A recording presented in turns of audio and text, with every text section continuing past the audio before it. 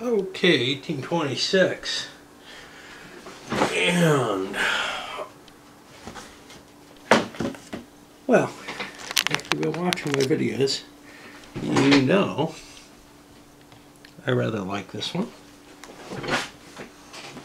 It's in that upper tier, at least at this point. I've only played it the once, and like some of the others, 1860, 1861, that I haven't played much, it's kind of hard to tell you, hey, this is going to be a solid game that you can get, you know, dozens or hundreds of playings out of, the way I can tell you that with 1830 or 56. I know some people don't think 1856 is that good, but I do. And actually, it's the way this one kind of plays off the 1856 experience in a lot of ways that really pleases me. But it does it in a different way. This isn't an 1856 clone by any means. In fact, this may be even more. This may be more interesting in some ways. It's a very, very volatile game. You can capitalize your companies with very little money at the beginning of the game. So if you're playing a 5 or 6 player game, you're able to start a company if you want, right? That's not always the case. 1830, for example, you really have to you can only start the companies that have special shares available or in conjunction with someone else, which is always a risky proposition. You know, somebody is getting the advantage out of that, right? Although not always the person who gets to float it. Let's talk a little components. This is the old Chris Lawson version. I don't know what the new Deep Thought version is, but I assume it's fairly similar. I think this is the deluxe Lawson version, because everything's laminated except not the board and not these sheets, which kind of are part of the board in a way. The board is completely unmounted, which is a little disappointing. It was especially difficult because I had to align the board. I had to break down and use plexiglass, and I still didn't get all the plastic off of it. I got one side off last time. Well, now I've got clean plexi if I want to use it, but it's got some scratches. And that trapped hair under it that I couldn't remove, which was really... But I couldn't pick the plexi up at any point after I kind of set it up, because that would jar the board and dislodge its positioning. And it took me some time to get it set up. And that's why I put the plexi on top. Little wooden counters. So I'm okay with the thin ones. The thick ones were a bit much for my taste. I would have been fine with a whole set of thinner ones. That probably would have been a cheaper thing. For the certificates, I found it difficult in kind of my lighting, which isn't the best, telling some of these apart. Particularly these two, I found very difficult. Now they have a symbol on them, and you know that helps too. Also, the fact that I was a little worried about, but this didn't really affect me much, the color of the tokens is related to the company that they have. So that would be, that they're associated with. So that would be an additional clue as to which corporation it is. Except when they convert corporations, when they convert to a different token, to a different corporation's token, you flip them over and they're the same color as the original corporation. But that's okay, because nothing on the board should be that exact color. There might be a little bit of ambiguity as to the colors, but that just comes from, hey, not being able to see that this is different from brown in the lighting around. The track, again, all laminated tracks. Must have been a bitch to cut because you had to do this by hand. I got this used. Most of the tracks are pretty common pieces. There wasn't anything too wacky. You know, I've played some of the games where there's some really weird track in it. That kind of throws you for a loop sometimes. There were no weird upgrades. It's just standard ruled upgrades. Nothing like towns disappearing or turning into cities or anything like that. That can really throw you for a loop if you're not used to the game, the particular game that you're playing. A lot of little player aid cards. These little things here. I'm not going to show them to you in too much detail. It's information that's on the board that's only needed at startup. Not particularly helpful, but whatever. What was helpful was there was something that indicated the certificate limit based on the number of players. So you had a different card for each number of players for how many certificates you can have. And I believe it also tells you how many of these... no. How many of something. Oh, there's something that's limited by number of players. This is limited by number of companies available at that time.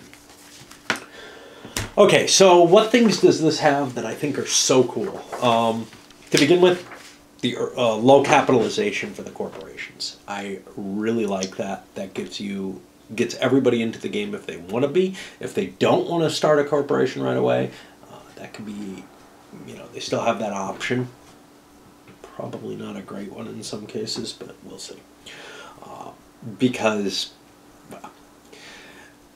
prices of shares are always based on the current market value. That's kind of neat. There's something very realistic about that. Yes, an IPO usually gives you some kind of discount over the expected growth of the company right away, but there's a risk involved in that always. And quite honestly, the corporation doesn't keep issuing shares, and the banks don't keep issuing shares or whatever, that are undervalued. They don't give you these huge discounts. Now, those huge discounts have driven certain mechanisms in 18xx, so that you couldn't just use the idea that the stock market is always the valuation of the shares in other games, but in this one it works because the corporations have pretty much free reign in buying their shares back from the stock pool and selling them to the stock pool as well, once they have access to the shares. Now, that low capitalization means that the companies actually only start off with 5 shares, each 20% of the corporation. And the president's certificate is going to be 40%. It means you make double money off them. Kind of a tricky little, neat little sneaky thing. I don't know how much of this shows up in other games, but it really, a lot of this is new to me, and it all kind of falls together and works really, really well in this mesh together. Trying to think what else. So the number of certificates that a company kind of floats on and starts with changes by the phase of the game. So as you get to bigger trains, bigger corporations, you're actually forced to put more money into the corporation itself first. There's a destination which frees up those extra shares, and that's very much like 56, but it's handled in a different manner. In this case, again, the corporation has the choice once it reaches its destination to free those up, and by freeing them up, they're not just, these aren't just shares that were out of play. They're doubling the size of the issue, which means that everybody's shares just dropped in value. Not in stock value, but in terms of their the economic production value.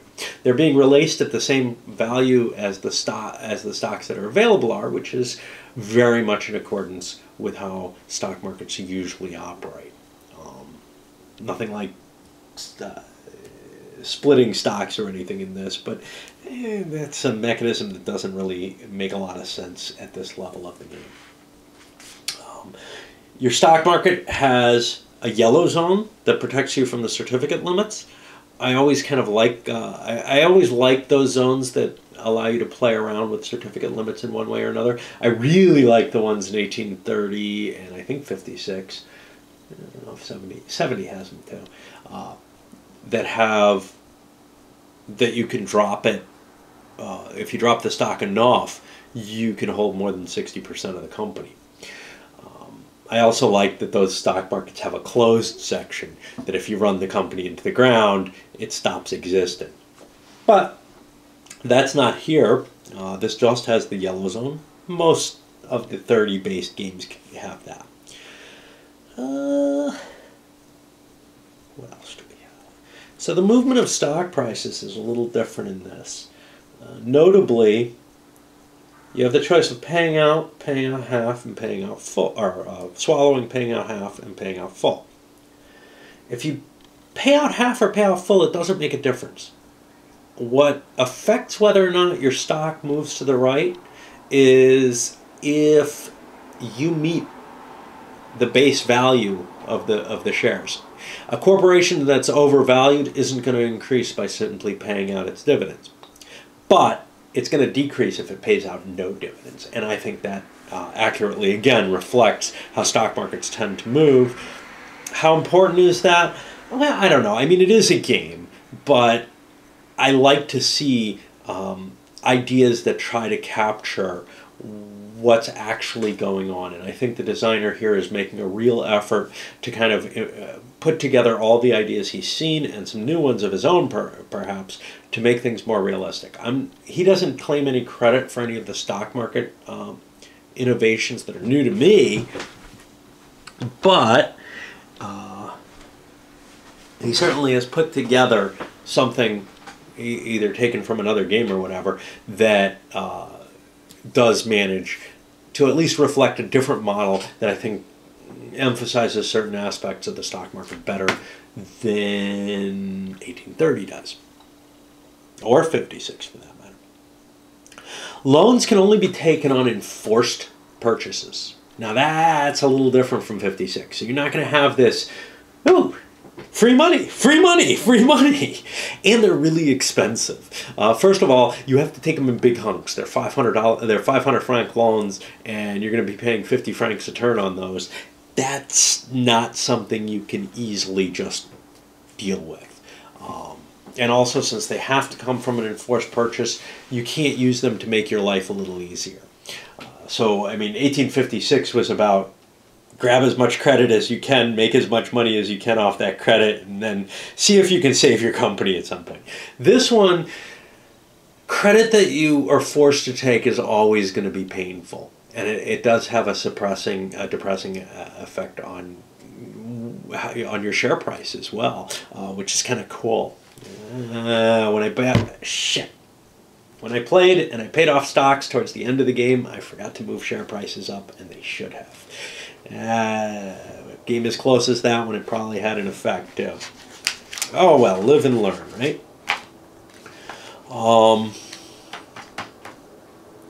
You can't do as much shenanigans with the stock market as you can in 1830. For one reason, you're forced to sell stock before you buy your single share that you're allowed to buy. So that's a little, it tames it a little bit. You don't see people, ooh, cheap share, ooh, made money. You know, they have to pick it up, hold it for a round, and I think 56 and 70 have that as well, if I recall correctly. 30 has the most volatile stock market in that sense. But the stock market in this one is incredibly volatile because the corporations needing money can dump all the shares that they're holding into the bank pool when they need cash, and that will drop the price of the shares. So you see, the president has the capability to really hurt his own corporations.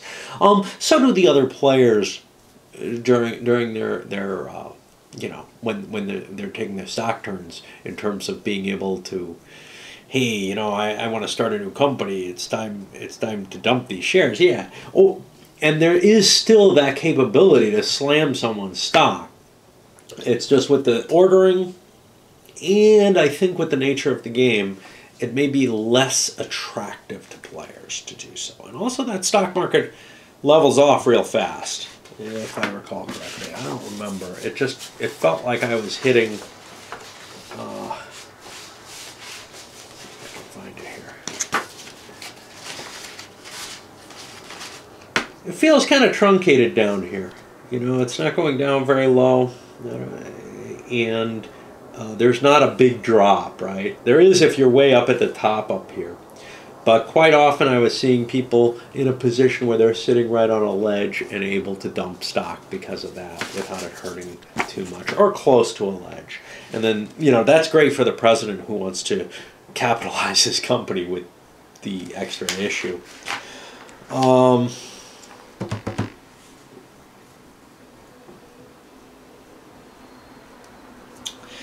The private companies, you can't sell them to your corporations, which again means you're not going to see the kind of volatility you see in 30, 70, or 56. Which are the games I'm going to relate the closest to with this, or the 18 ALGAs that are basically 30 clones or a little stripped down. You can't sell your private companies to your corporation. You can trigger your private to do something for your corporation. That'll usually close the private. 3 of them come with shares. 2 of them come with presidencies. And in particular, one of them is a very good deal. The Perry Ruin. Which one is that? Is that the one? No. I think that may be the guy who crashed early. We have, let's see what we're talking about.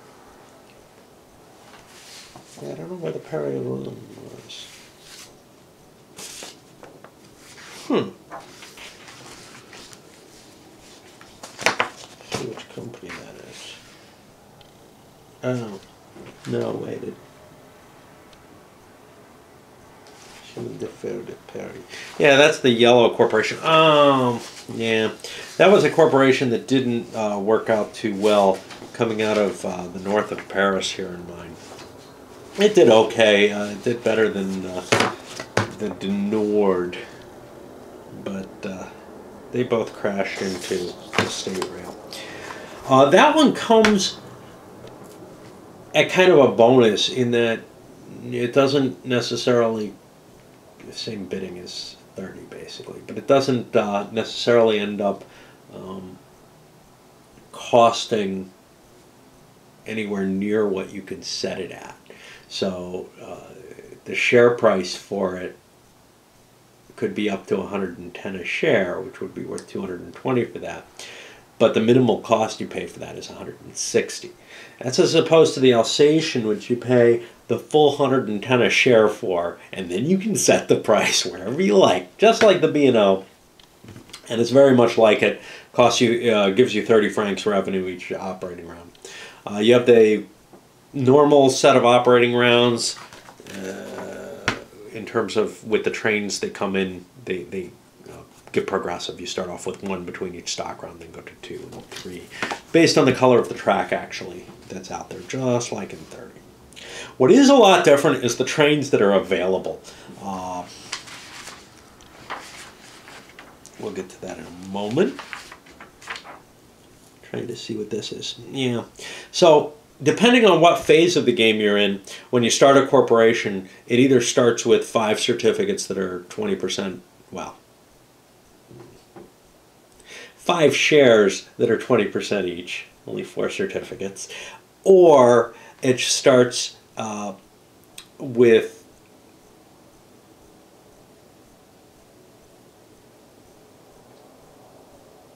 so in that case you only have to buy 3, but then there's 2 configurations later in the game where if you're hooked up to the destination already, or if you're the Belgian, you have only 5 shares at the beginning that float the company, but the other 5 go in the treasury, and as they're purchased, they're going to go into the corporation's cash. The final configuration, I don't think anything started this late, but if it did, I screwed up. The MIDI should have. the 5 additional shares go into the bank pool, and the corporation gets the capital for them immediately. So it gets the full load of money.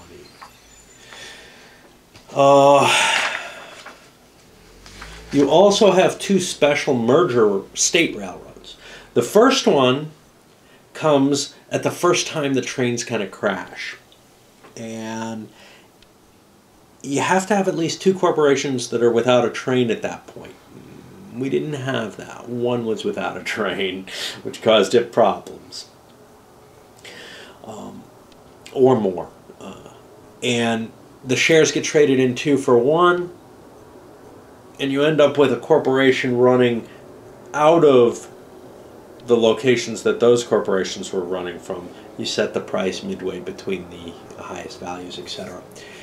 We didn't see that in my game at all, and apparently it's fairly rare to see that. Then there's another one that works pretty much the same way, but it comes with some special additional powers. Both of these have the ability to carry an extra train on them over the normal for their era, and that's kind of interesting. So, if you're a 5-share company, you have less trains available. You have less trains that you can run on your corporation. And that gets particularly painful as you get later and later in the game. So in order to run your full number of trains, you may well want to release those extra shares after you reach your destination. You can't just do it automatically. You have to get to your destination to do that. The second, the National Railway, is a little different in that it has this stack of bonds. So if more corporations go in, the bonds get handed out instead of shares eventually. The bonds also get thrown into the bank pool if the company has loans. They kind of, or if the companies that merge into it have loans. They kind of actually release quite a bit of the money out of those loans. They end up much better. And the corporation gets cash for all of its outstanding, for all of the new shares that are in its treasury that weren't created, that weren't matched by 2-for-1 deals to get their shares. And that means the thing's liable, unless it starts with a lot of corporations that have been really hosed, to have a lot of money on it at the beginning, enough to buy itself the train that it needs, which is what we saw. Because I only had 2 corporations fall into that. It appeared painful to have a corporation fall into that. When I look at the victory situation, well, the 2 guys who had corporations crash into it did not do terribly well. Well, one of them did horribly, but he did horribly anyway. The other one, I don't know that he was that badly hurt. Everybody else was kind of in fair shape there. The other person who did very poorly is the guy who was running the Belgian National Railway, which may be the strongest early railway in the game by far. And got to a point where it looked like it wasn't going to survive, so he dumped it. And that was probably a mistake, because it's not that painful to have a railway crash on you, from what I can see in this game. The reason it's not that painful is there are these stupid the loans that you can subscribe. And when you pick up a loan, when you can't afford a train, first thing you have is the option to sell shares. Then you have the requirement to sell to take out loans, and you can take out up to actually, I was using 2 loan tokens for companies that had 2 loans. The flip side had a 2 loan marker on it. 2 loan? We played that. You could take a maximum of 2 loans out, $1,000, but that'll buy you sort of the biggest train. So you're pretty safe. You're not going to probably have to dig into your pocket too deep if you crash a company. If somebody slams you with a company that's already got loans on it and that doesn't have a train, you're in trouble, and then you have to pay out of pocket. But if you're holding a couple shares of such a company, you really kind of deserve what you get there. unless you're a complete newcomer to the more to the harsher versions of 18xx. 35, you can get away with shit like that. It's sitting on somebody's kind of crappy company. Maybe. Not always. You get 2 track lays the first time your company runs. In general, 2 yellow track lays. That allows you to get a little bit of a quicker start to the game. Quite often in these games, you're sitting there. First of all, starting terrain, it takes a little bit of the bite off of being kind of out on your own with starting terrain. But the way the trains work, I didn't talk about that yet, and they're really, really weird. I think this has happened before. The hex-based trains have happened before. He mentions another game that has them. But basically, your trains travel. Their number is the number of hexes they can traverse, and that creates a very different spirit to how you lay your track. You're not so worried about avoiding boinker doinkers because they count against your city limit, but you're worried about how tight, how congested an area in terms of, you want there to be a lot of places you can hit, or at least high value places, but you always want that. But you also want to catch those boinkers because they don't cost you anything.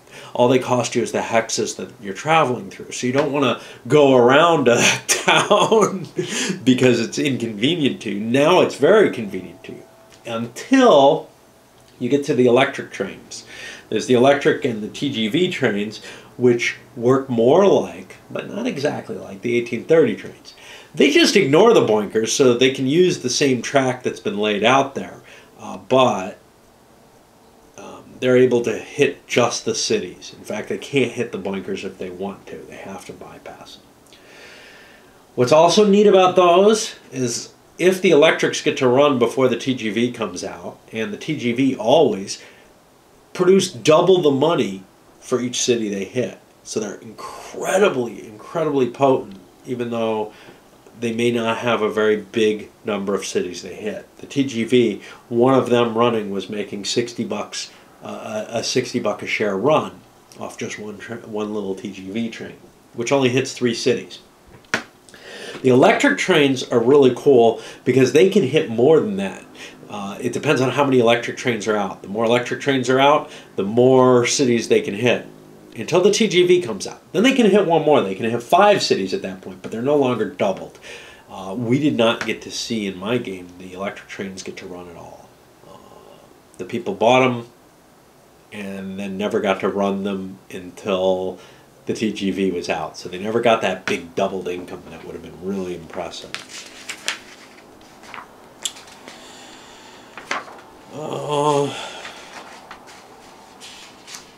About anything else that's exciting here?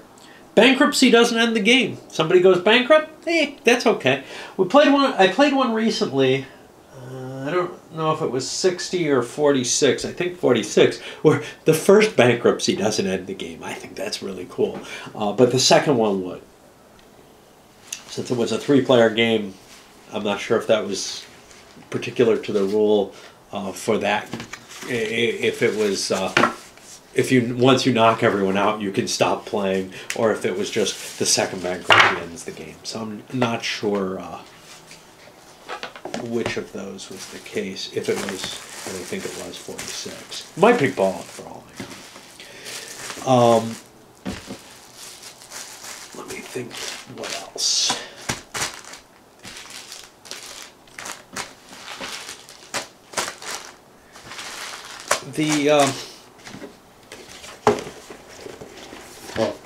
This is the way. Yeah, there's no way I can show the box properly on the shelves anyway, so this is not going to go the way normal things do. Let's see. There were a lot of choices in this. First of all, you're set with this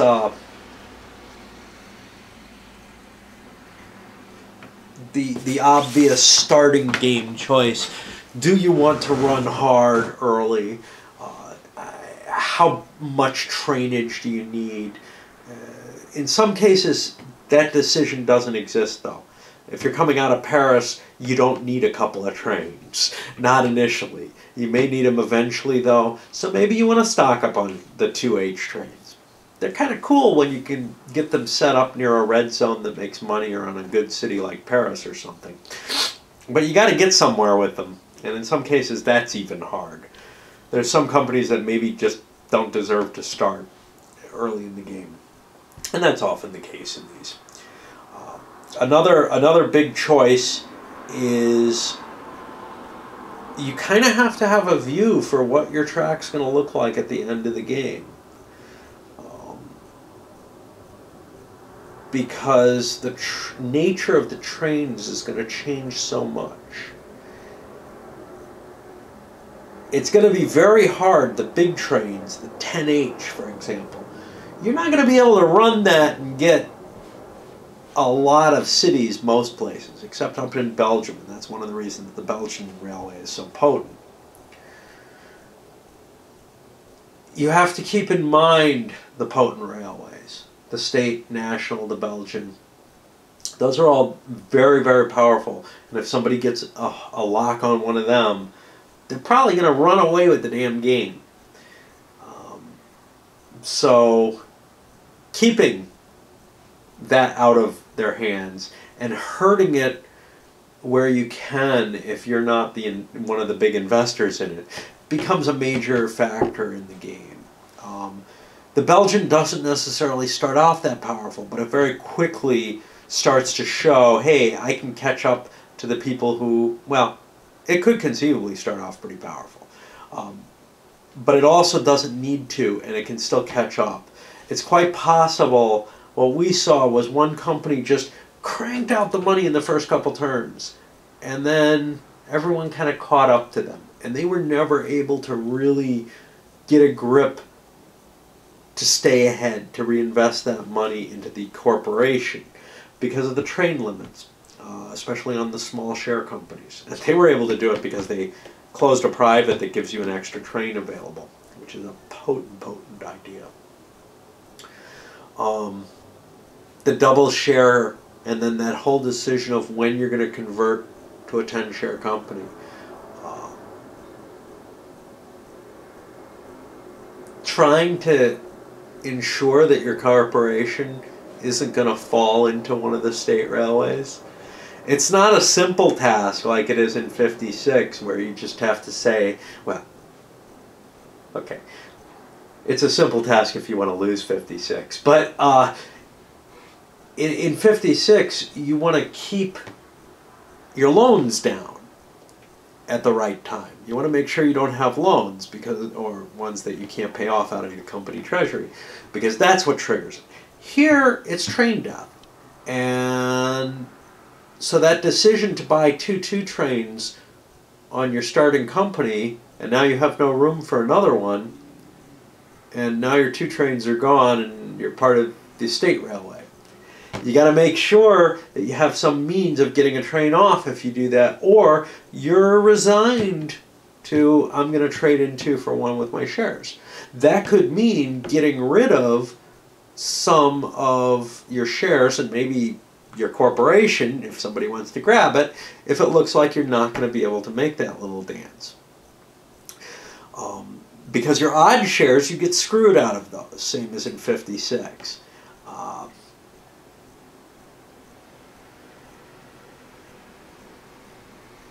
How to kind of arrange for the trains that you want on there. It's not as simple as, say, 1830, where, yeah, 2 permanent trains, good. Yeah, that exists. You still want that.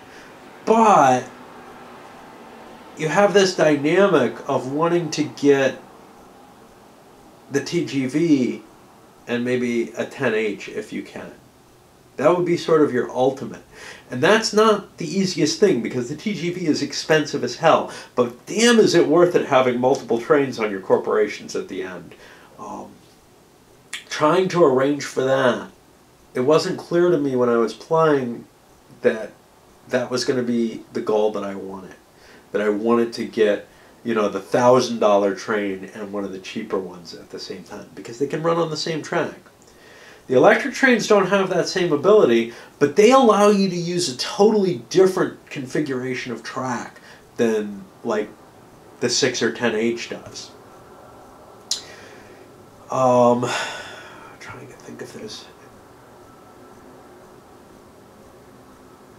The end game runs, because of those trains, because of the train configurations, they can, and maybe because of the National Railway, they can get up to the stupid level. I saw a run happening, there was a run happening in my game for 154 share. I've never seen that. I've been, impressed in the 90s, I think in 30, and that was like, wow, how do we do that? That was one of the craziest games, and I've seen a couple where they get way up there. But generally, most of the games that I'm used to, and that includes not just 30, but other ones as well, 50 or 60 is a pretty damn good run. You start cranking that regularly, and you're going to win the game. Well, you got stupid high runs in this, to the extent that your thinking has to change based on them. It's worth planning for the long run in this game, especially since it's hard as hell to be bankrupted here. And if you can get those big runs, hey, you can get rid of those loans if you need to. Well, you do need to. Because here's the thing, the loans stay for the whole game, but they count against your share value. And they count big against your share value. They count the amount that you pay in interest on them. And that's something you don't want to suffer, because share value is still really important in this game. Here's another one is, you got to make sure you have a good run, or your share value is not going to go up to where you're used to seeing it. By playing kind of that conservative, I just want to make sure my company is working well type of play. That does work well in 30 at least, and it does work well at times in 56. And in many of the other games.